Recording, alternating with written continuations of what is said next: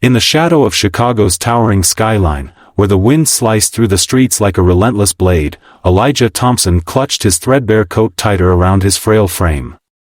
It was a December night in 2024, the kind that turned breath into fragile clouds and hope into distant memories.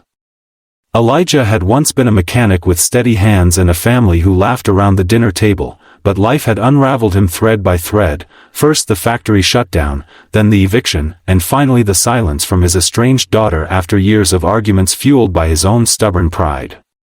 Now, at 58, he sat on a cardboard mat beneath the rumbling L tracks, his chest aching with more than just the cold. Little did he know, this pain was a warning, a silent scream from his heart that would soon demand an answer. As snowflakes began to dust the ground like forgotten promises, Elijah whispered to himself that if morning came, he'd try one more time to reach out to his daughter, to mend what was broken. It was a fragile vow, one that would echo in the kindness about to unfold. Elijah's days blurred into a monotonous struggle for survival. He wandered the bustling loop by day, holding a faded sign that read "Need help please," his eyes avoiding the hurried glances of passers-by. The city pulsed with life, office workers in crisp suits clutching coffee cups, tourists snapping photos of the bean sculpture, families bundled up for holiday lights, but to Elijah, it all felt like a world moving on without him. His meals came from soup kitchens when he could muster the energy to walk there, and his nights were spent dodging the wind in alcoves or under bridges. The isolation gnawed at him deeper than hunger. He missed the simple warmth of conversation, the way his late wife's smile could light up a room. Lately, the chest pains had worsened, sharp stabs that left him gasping, but without insurance or a home, seeking help seemed as impossible as climbing the Willis Tower. He told himself it was just indigestion from scavenged food, pushing the fear down like so many other burdens. On that fateful evening, as the sun dipped below the horizon and the temperature plummeted, Elijah settled into his spot near Millennium Park. The holiday decorations twinkled mockingly in the distance, reminders of joys he no longer shared. His vision blurred slightly, and a wave of dizziness hit him, forcing him to lean against a concrete pillar. Sweat beaded on his forehead despite the chill, and his arm went numb. This is it, he thought, the end coming quietly under the indifferent stars. People streamed by, wrapped in scarves and purpose, none pausing to notice the man fading into the shadows. But then, one did. Amelia Carter was a 34-year-old elementary school teacher, rushing home after a long day of parent-teacher conferences. Her life was a whirlwind of lesson plans, grading papers, and caring for her young son, Liam, who waited with her sister in their modest apartment on the north side. Amelia had grown up in a tight-knit Illinois family, where her parents instilled the value of looking out for others, even when it was inconvenient. That night, she carried a bag of groceries, her mind on the warm meal ahead, but something pulled her gaze toward the bridge's underbelly. There, slumped against the wall, was Elijah, his face pale and contorted in pain. Most would have walked on, assuming it was just another sad scene in the city, but Amelia's heart tugged her closer. She hesitated only a moment, her breath catching at the risk, yet compassion won out. "Excuse me, sir, are you okay?" Her voice cut through the din of traffic, soft but urgent.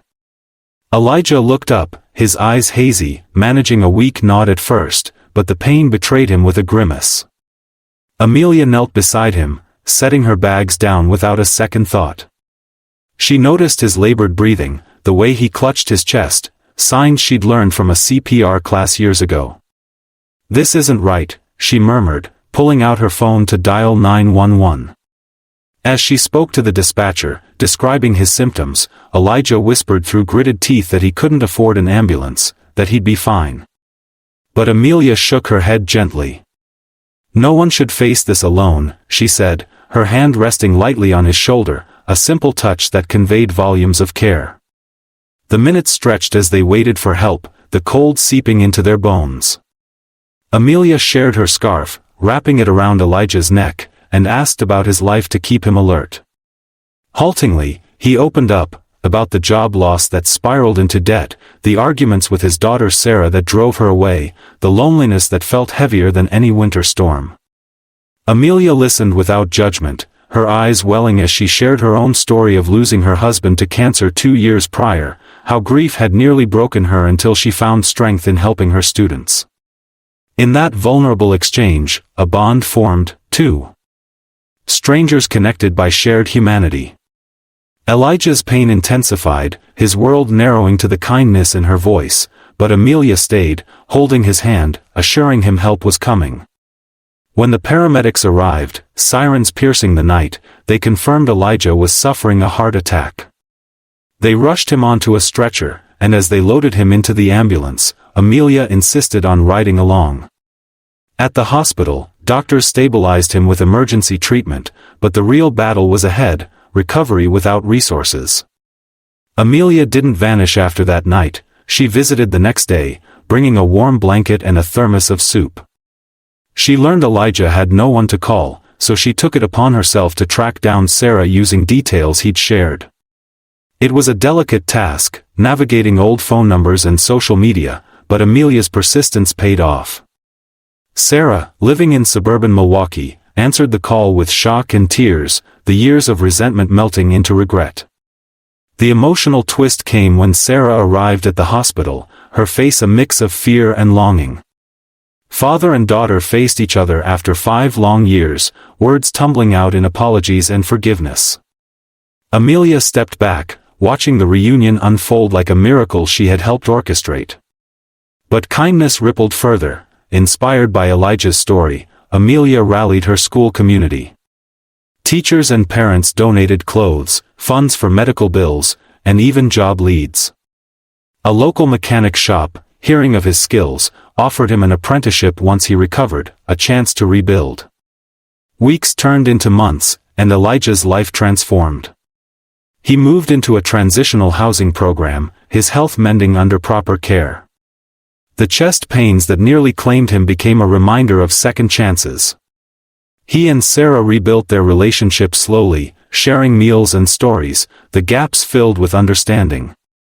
Amelia became a friend, not just a savior, inviting Elijah to Liam's school events, where he found joy in mentoring kids with his mechanical know-how. One spring day, under blooming cherry trees in the park, Elijah hugged Amelia tightly. "You didn't just save my life that night," he said. "You gave me back my heart." In the end, Elijah stood tall again, a testament to the quiet power of one person's compassion. His story spread through the community, inspiring others to pause, to see, to act. And as the Chicago wind softened into summer breezes, he often reflected on that cold December night, grateful for the stranger who became family. If this tale of unexpected kindness touched your heart, remember that acts like Amelia's happen every day when we choose empathy over indifference. Hit that like button if it moved you, subscribe to Pure Kindness Stories for more uplifting narratives that celebrate the best in humanity, and share this video with someone who needs a reminder of hope today. Together, we can spread the warmth of true compassion.